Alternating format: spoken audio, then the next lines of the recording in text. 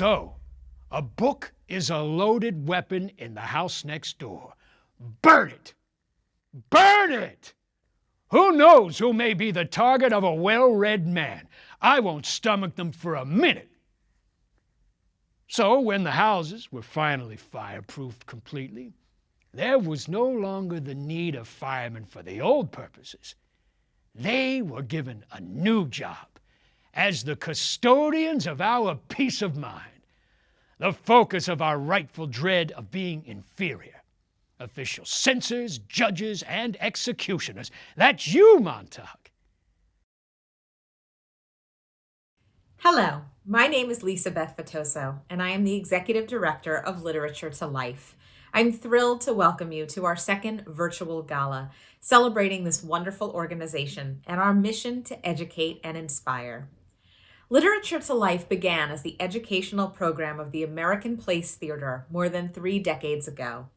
APT founder Win Hanman was a champion of diverse writers, and through Literature to Life, he and co-founding artistic director Elise Toron brought these diverse voices to students and audiences nationwide. Now an independent organization, Literature to Life's mission is to perform great books that inspire young people to read and become authors of their own lives. Our dedicated company of actors and teaching artists work with schools and communities through performances, workshops, and residencies centered on classic and contemporary stories.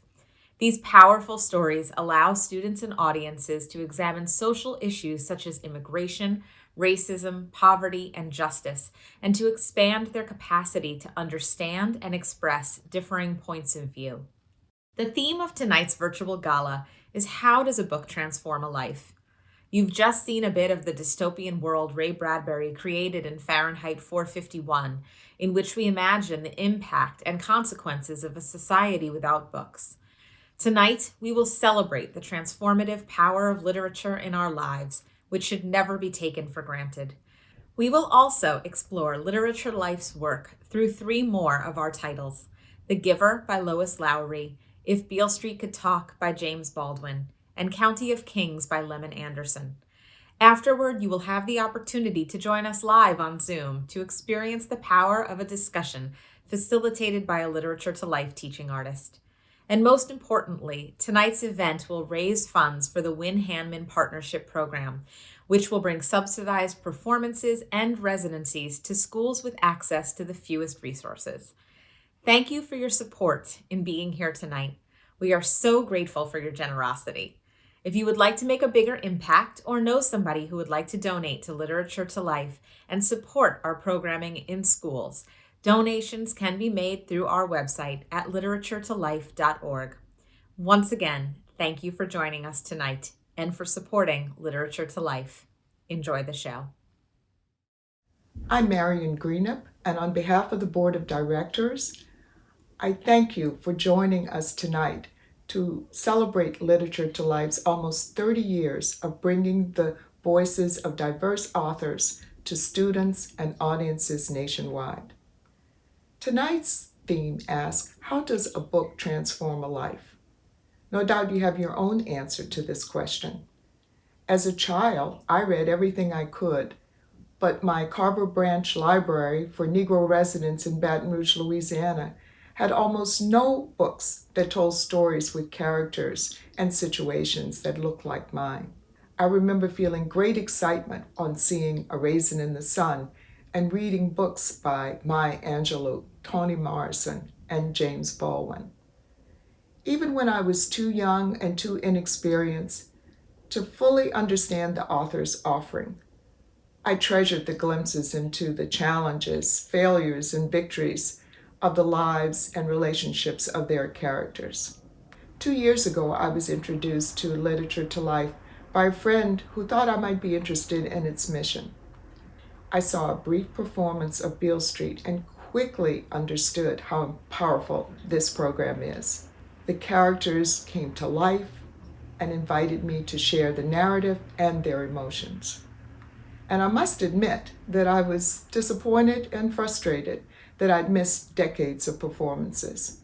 I'm trying to make up for that loss by introducing family, and friends to this important and effective program. Thank you for your participation and your support. Now, please enjoy a scene from The Giver. The Giver was the first young adult novel added to Literature to Life's roster. This Newbery Award-winning, best-selling book has become the gold standard for the genre. Enjoy.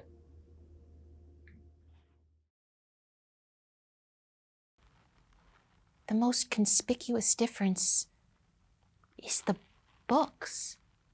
The books in my own dwelling are the only books I've ever seen. A dictionary and the book of rules, of course, but this room's walls are completely covered in bookcases. Filled, which reach to the ceiling. There must be hundreds, perhaps thousands of books. Their titles embossed in shiny letters. I'm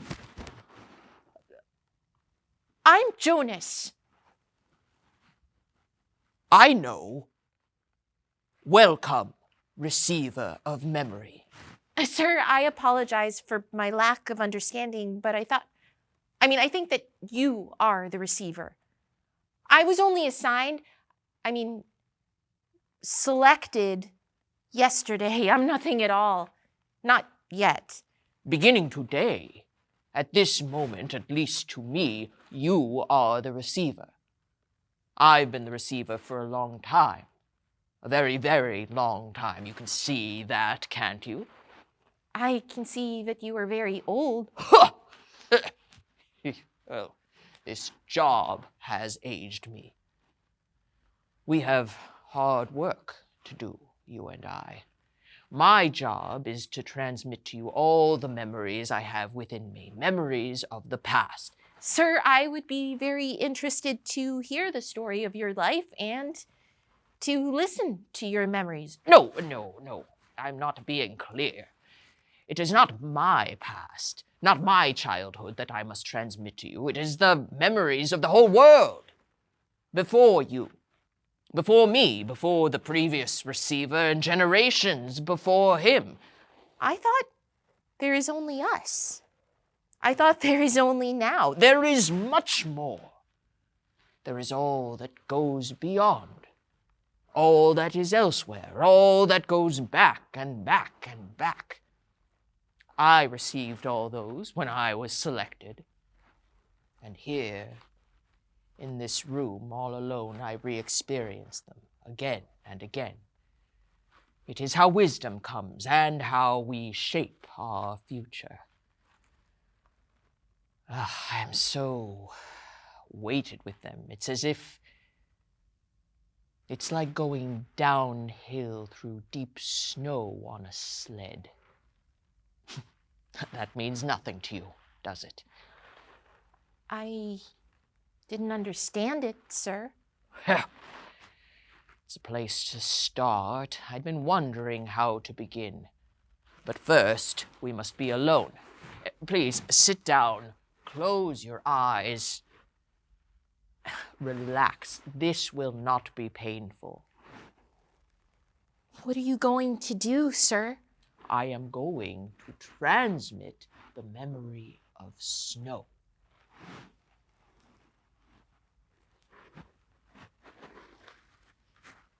He places his hands on my back. I feel nothing at first, only the light touch of the old man's hands. Then a shiver. The air changes and my breath is cold. Oh, pinpricks! No, soft, tiny, feather-like, peppering my body and face. Snowflakes. The touch of the old man's hands seemed to have disappeared. Beneath me, a flat, hard surface. Sled. In my hands, a rough, damp rope. Then the sled with me on it begins to move through the snow, and I am going down a hill. Moving through the substance called snow on a vehicle called sled, which propels itself on what I now know without a doubt to be called runners. My face cuts through the frigid air. Speed! Total silence. Balance. Excitement. Peace.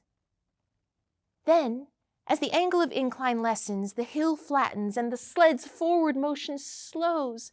The snow is piled around it and I push with my body, moving it forward, not wanting the exhilarating ride to end. How do you feel? Surprised. That was exhausting. But you know, even transmitting that tiny memory to you, I think it lightened me just a little. It was a very distant memory. I had to tug it forward from many generations back. But what happened to snow? Climate control. Snow made growing food difficult. It was not a practical thing, so it became obsolete when we went to sameness. But sit quietly now. Let me give you something else.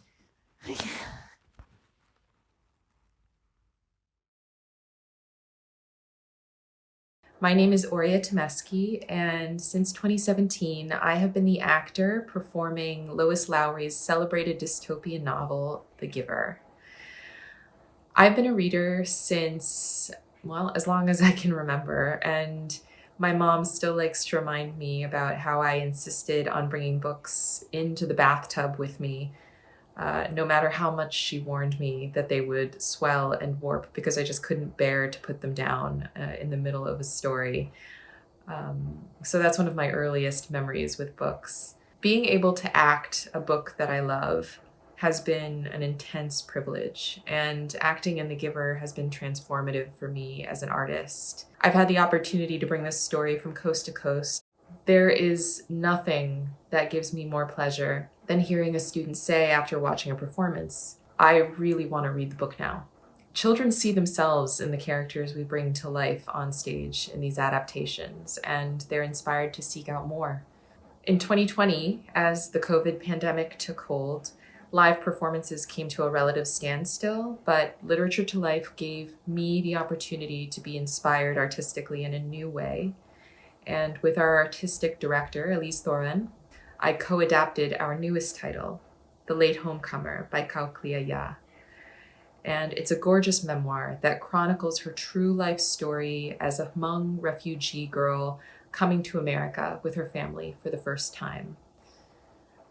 This true story shows just how impactful and transformative books can be in helping young people find their own voices.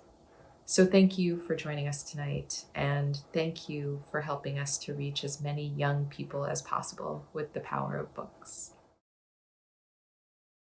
Hello, my name is Ngo Kalia Ya or Kao Kalia Yang. I'm a Hmong American author coming to you today from frigid Minnesota. I'm super excited because I get to talk about something that I'm passionate about, the art of reading. Long before I became a writer, I was a reader. My family were newcomers to America, refugees from America's secret war in Laos. When we came to America, all we had were the 2 luggages that my mother had packed, each filled with tokens of a life before, a life that we might never live again. In our home, it was first through the art of reading, through stories, that I was able to learn of a bigger world, a world in which I was not alone. Through reading, I was able to embark on adventures that my poor family didn't have the money to afford. Today, I'm a writer, and I write for both adults and children. I write to tell the stories that I've not yet been able to find in the world of books, the stories that belong to my grandmother, the stories that live inside of my mother and my father. Stories about brothers and sisters caught inside the holds of deep jungles, looking for a way to bloom new versions of themselves, to escape across time and space, envision a possibility where lives do not end and loves could go on forever. Today I'm a writer because I am a reader, and that is something that I want the whole wide world to know. But for me, representation was a real issue. There were very few books by or for Hmong American authors like myself, little girls like me. I first found myself reflected in a thick history book by Ronald Takaki, Strangers from a Different Shore.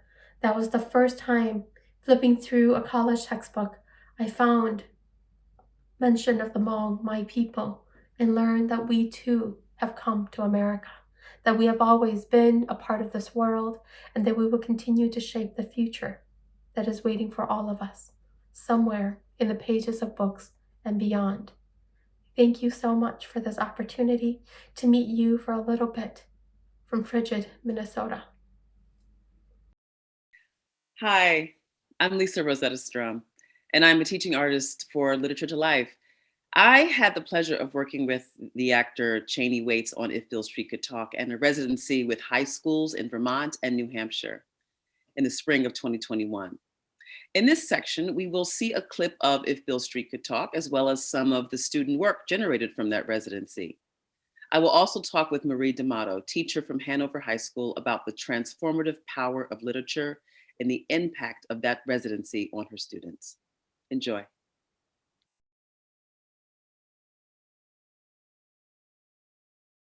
Alonzo?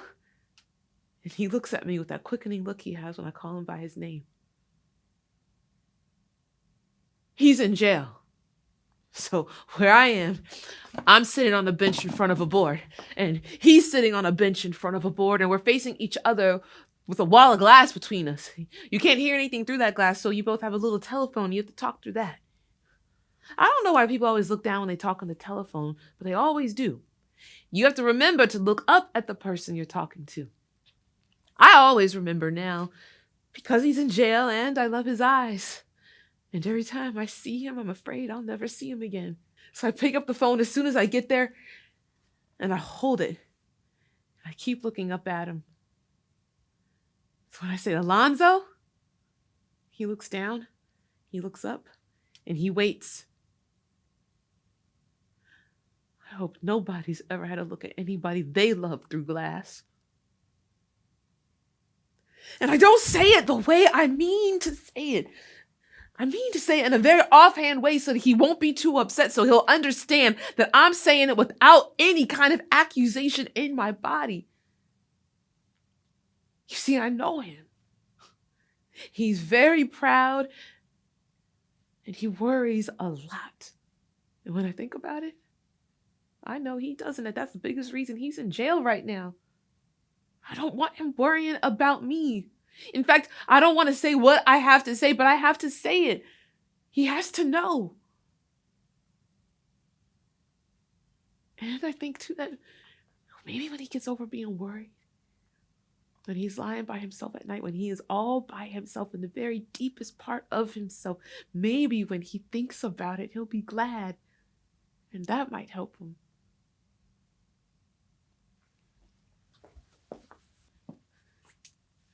I say, Alonzo, we're going to have a baby. I look at him. I know I smile. His face looks as though it were plunging into water. I can't touch him. I want so to touch him. I smile again. And my hand get wet, and for a moment I can't see his face, so I shake my head and my face get wet, and I say, I'm glad. I'm glad. Don't you worry. I'm glad. But he is far away from me now, all by himself. I can see it flash across his face. My baby? I knew he would think that. And I don't mean that he doubts me, but a man thinks that.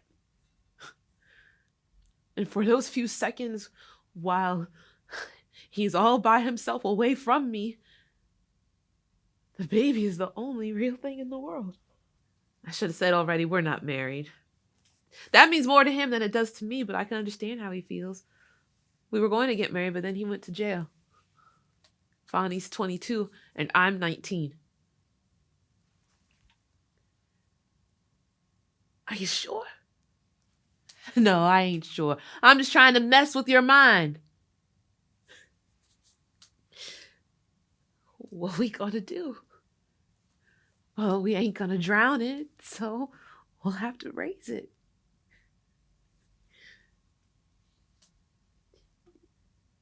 You tell Frank yet? Frank is his father. No, not yet.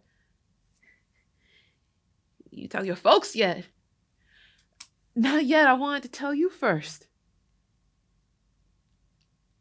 Well, I guess that makes sense. A baby.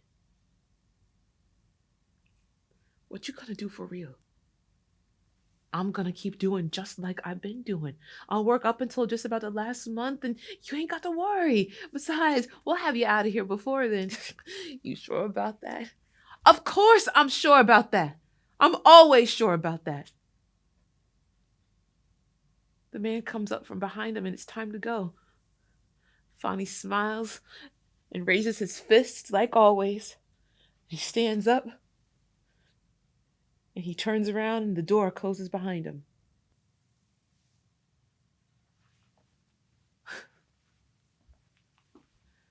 I don't know what I wouldn't do to get Fonny out of jail. And I'm not ashamed of him. If anything, I'm proud. He's a man. You can tell by the way he's taking all this shit that he's a man. Sometimes I admit I'm scared because no one can take all the shit they throw on us forever. Trouble means you're alone. You sit down and you look out the window and you wonder if you're going to be spending the rest of your life going back and forth on this bus. And if you do, what's going to happen to your baby? What's going to happen to Fonny?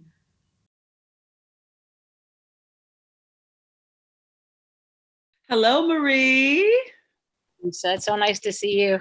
It's so nice to see you as well. We had the opportunity to work with you and your students and other teachers last spring of 2021. I just want to ask you, why was it important for your students to be exposed to If Bill Street Could Talk? And how did your students respond to the material? Well, I think that the program model is exceptional in the way it approaches the book. I feel like, first of all, we have Black American educators and actors that are teaching and performing for students a book that is written by a Black author. And I think that is something that is invaluable. The performance by Channy of being Tish, as well as other characters, really made the book come alive in a way that was incredibly memorable. We were equally as excited and overwhelmed and just moved by the response of the students and their participation in the work and how curious they were and invested they were in the work. I'm Felix. For the purpose of my writing, I would imagine presenting it to a court, and I will both address Fonny's specific issue and the issues of racism in general. As for the dependability of Police Officer Bell, Alonzo's arresting officer, the evidence makes it more than clear that his intentions of arresting this man were not to make the city a safer place. For at its foundation, the only true reason why Alonzo ended up in prison was because of the color of his skin. How can Black people feel safe, not only in America, if the people that are supposed to protect them are actually out to get them? I'm here to inform you with great urgency that we live in a corrupt and inherently racist system. We choose to turn a blind eye to the blatant hypocrisy of America's values. You can call yourself an activist and present yourself as an activist, but your actions speak far louder. Officer Bell's actions spoke louder than anyone could have ever imagined. That being said, no one wants to hear change. We want to see it. Why do you think reading literature and programs like Literature to Life are so important for students? Well, I think for high school students, so often their gaze is inward. I feel like books can be a way to sort of get them out of themselves. Yeah. And I think particularly with Literature to Life, that the experience of reading for my students a book about someone of a different race is so very important, because they need to start, if they haven't already, seeing the world in a more global perspective, but also in a more connected perspective through humanity. One thing that stood out to me was how James Baldwin said that he just wanted to be left alone and raise a family, the same thing that white people want. And the Tish's whole family, including Fonny, just want them to be able to raise a baby in a safe environment. Something that stood out to me was in the video when he was like, not only did he want equal rights and stuff, but like he deserved them. I think it'd be important for us to just like realize when we're like judging people, even if it's not just like African Americans, it's just about like minorities in general or people who are different than yourself. Just like noticing when you're doing that and if it's like positive or negative. The way that you've taken literature and allowed the kids such personal access to it is incredible. Wow, Marie, you said it all, and you definitely articulated the reason why we come into schools in the first place and do these types of residencies. It opens up a window for students to connect to the world that they may not have any connection to, and also show that we really are more alike than we understand that we are. I'm so grateful that you're able to come again this spring. I'm just so filled with gratitude for you and your program. So thank you so much. Thank you. My journey with Win Hammond began in the back of Carnegie Hall as an actor. I studied with him. I learned a lot about great playwrights. I learned so much from Win. I had no idea that he had an organization called the American Place Theater, where he would stage shows, and he was staging shows for decades. And I wanted to be a part of that. Then I found out there was Literature to Life. And I've been wanting to tell my story for forever. So many people were interviewing me and were really impressed with this journey I've taken as an artist. And so I felt maybe it's time to stage this story and tell this story to the world. I just wanted to make a bigger connection with young people. And Literature to Life was a perfect way to get in the door and perform and make connection to schools and talk to the young people in their language, in the language of their parents, and tell their stories. So Win Hammond and I developed it with Elise Theron, who is an amazing developer and director who I still work with to this day. And the book that influenced me the most as a writer and performer growing up was a book about an Afro-Latin Harlem boy, and his name was Speedy Tomas, and he wrote a fantastic book called Down These Mean Streets. Changed my life, and I wanted to write that book for my generation, and this is County of Kings.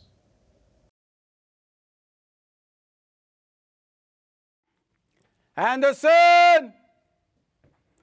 Get your suspicious ass on the floor right now and give me 50 push-ups. And they better be the Bruce Lee kind.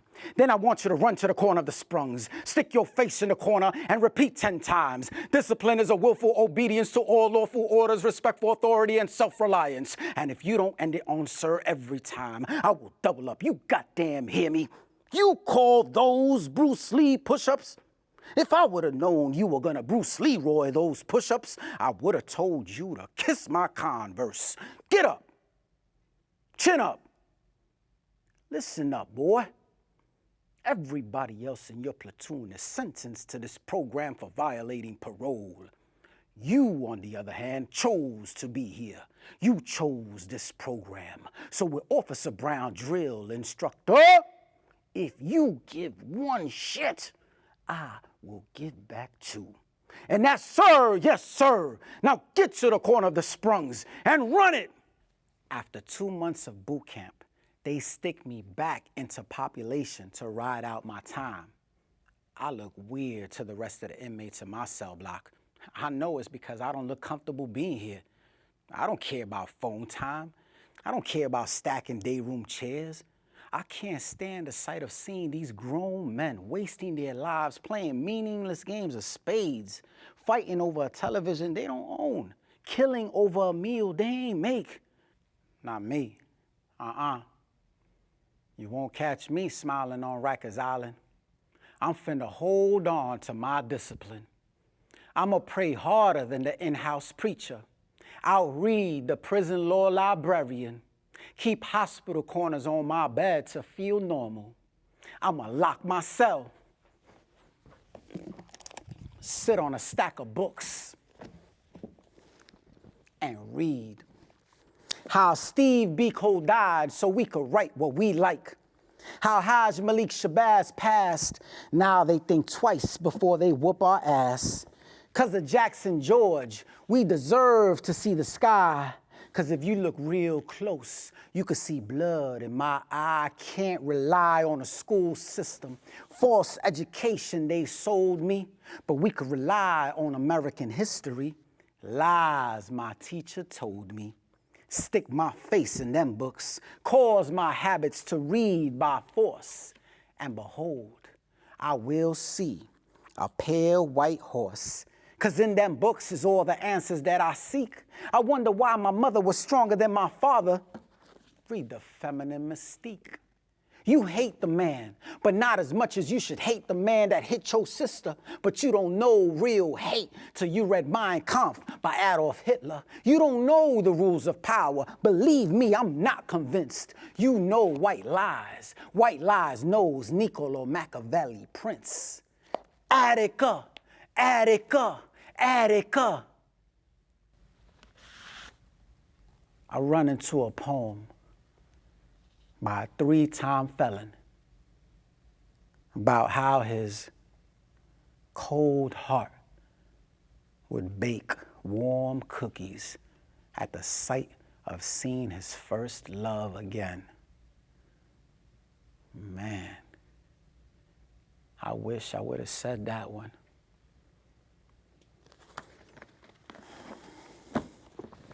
Every day, I look out towards the New York City skyline, out in the prison yard, and count the wake-ups till I face the ultimate haiku. The worst thing about doing a bid in prison is coming back home.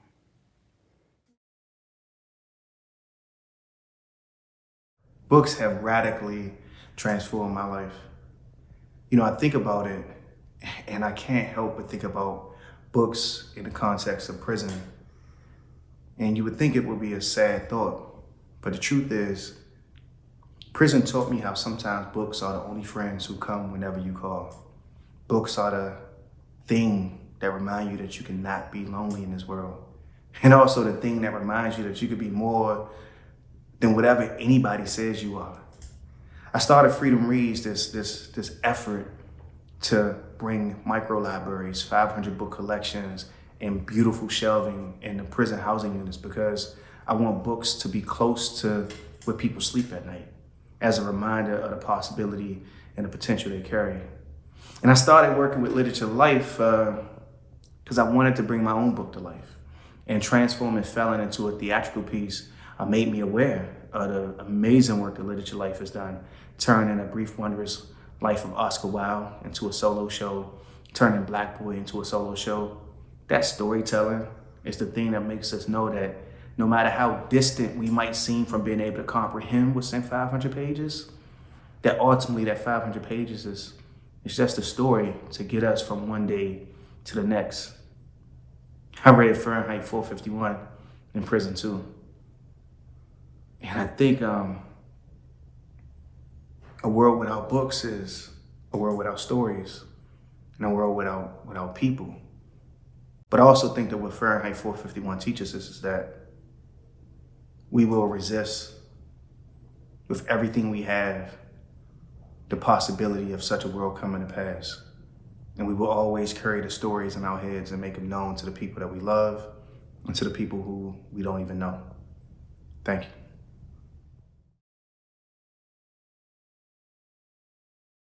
I don't belong with you. I've been an idiot the whole way. We all made the right kind of mistakes, or we wouldn't be here. Would you like to join us, Montauk? Yes. Well, what have you to offer? Nothing. I thought I had the book of Ecclesiastes, maybe a bit of Revelations, but I haven't even that now. The book of Ecclesiastes would be fine. Where is it? In my head. Perfect! You are the book of Ecclesiastes. But I don't remember. No, nothing is ever lost. All of us have photographic memories, but we spend a lifetime blocking off the things that are really in there. Would you like to read Plato's Republic? Yes, of course. Well, I am Plato's Republic. Would you like to read Marcus Aurelius? Mr. Simmons is Marcus. This fella's Charles Darwin. This one, Schopenhauer. Others, Einstein, Confucius, Buddha, Jefferson, Lincoln, Matthew, Mark, Luke, and John. We are book burners too. We read the books and we burnt them, afraid they'd be found. Always afraid they'd be found. There's always the chance of discovery. It's better to keep it in the old head where no one can see it or suspect it. We are all bits and pieces of history and literature and international law. Byron, Tom Paine, Machiavelli, or Christ. It's here in the head. Someday, some year, the books can be written again. The people will be called in, one by one, to recite the book they know, and then we'll set it up in type until another dark age when we gotta do the whole damn thing over again. You see, that's the wonderful thing about man. He never gets so disgusted or discouraged that he gives up doing it all over again, because he knows very well it's important and it's worth doing. There was once this silly damn bird called a phoenix. Every few hundred years he'd build himself a pyre and burn himself up. Must have been the first cousin of man. But every time he burnt himself up, he sprang out of the ashes and got himself born all over again. Looks like we're doing the same thing. All we want to do is keep the knowledge we think we'll need intact and safe.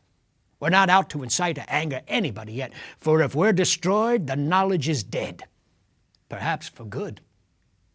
We're model citizens in our own very special way.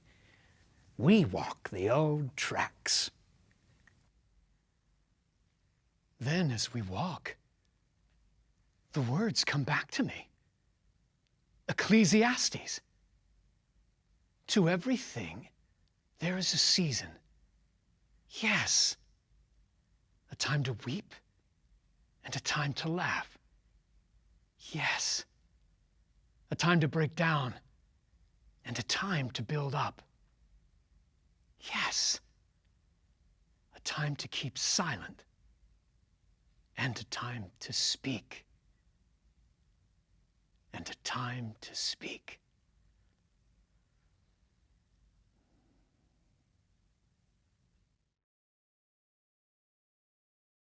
Hi, I'm Laura Handman. I'm here with my sister Liza, who's filming. Hello. And we are the daughters of Win and Bobby Handman. I am also the chair of the American Place Theater, and I'm so proud to be carrying on his legacy. Fahrenheit 451 really touches deeply their passion for the power of words and the power of performance. One of my earliest memories was attending rehearsals and performances of the play The Power of Darkness by Leo Tolstoy.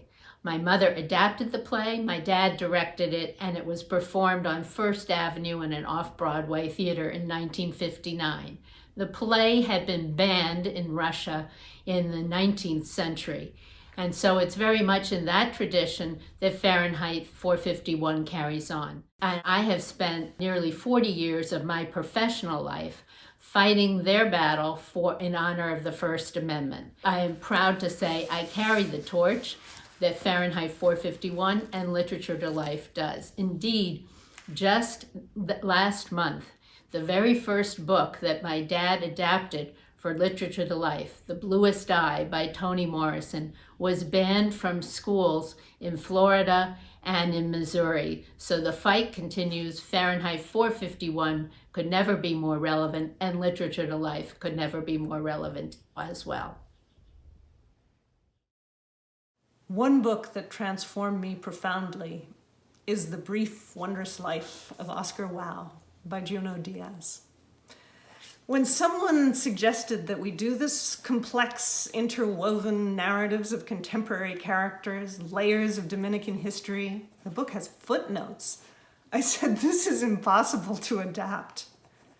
Through following the narrator, Junior, I found a path to adapting the novel. Then, when we started performing the book over 10 years ago, no one was teaching it. They thought it was too complicated for high school students. Yet in performance, the story of Oscar, a Dominican nerd, bullied through school, then triumphing on his own terms, is one many students relate to. For a long time, it was through Literature to Life that students had first contact with the book. After the show, when the teaching artist would ask the students who was going to read the novel, there was always a forest of hands. Now our Literature to Life performances with Oscar Wow are requested by teachers who are using it in their classrooms. Wow taught me, stay your course. Nothing is impossible. Love is supreme, and nothing ever ends, not even a book. One of the great powers of literature is the ability for it to inspire new ways of thinking, to open up new horizons, and when it works absolutely best, to create new selves, to transform a reader so that the reader that begins the book is not the reader who finishes the book. And it's what inspires me to write, having been through these transformations as a reader.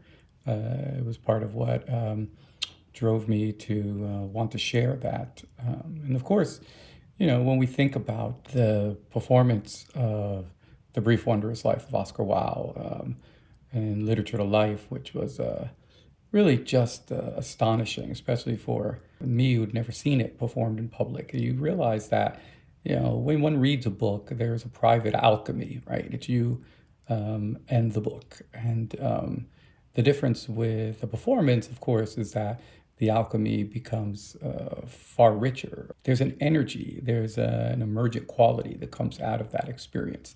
When you're all rooting for your home team, the same thing happens, I think, when we watch a play. We become something better, something larger, more ample, more profound, and it's wonderful.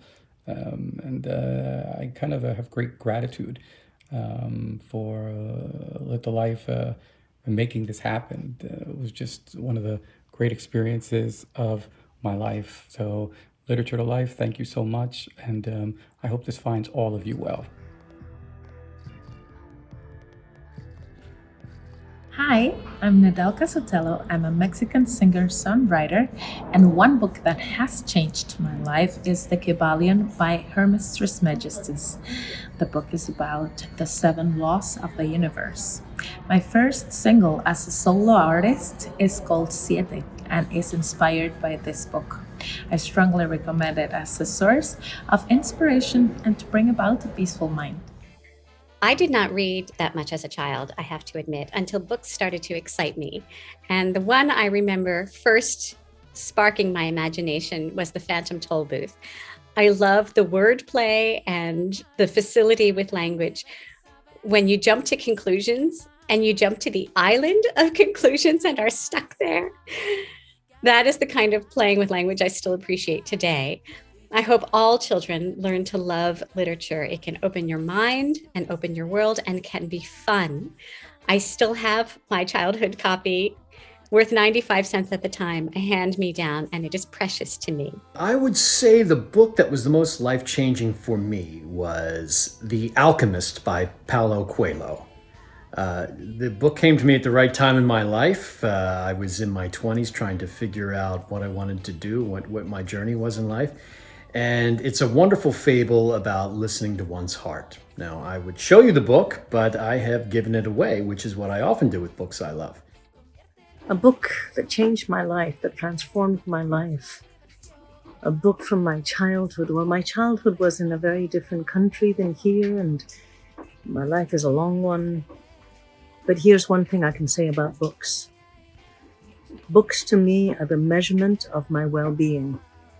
When I'm engaged enough to read a book, I sigh a sigh of relief, saying, yes, I'm engaged with life. So for me, a book is my thermometer for wellness. Love my books. A book that transformed my life at a time when I really needed it, Birds Art Life by Keo McClear, and read this passage, and it completely blew me away. The passage is, "Why do birds sing?" I asked him at the end of our first bird walk together. I wanted him to say that they sing because they have to, because they must, because it is part of their essence, it's an irrepressible need. I hesitated and then I said, "Come on, I promise I won't tell anyone." So he looked at me for a long time, nodded his head, and then finally he said, "Okay, it is possible that birds may sing just for the joy of it."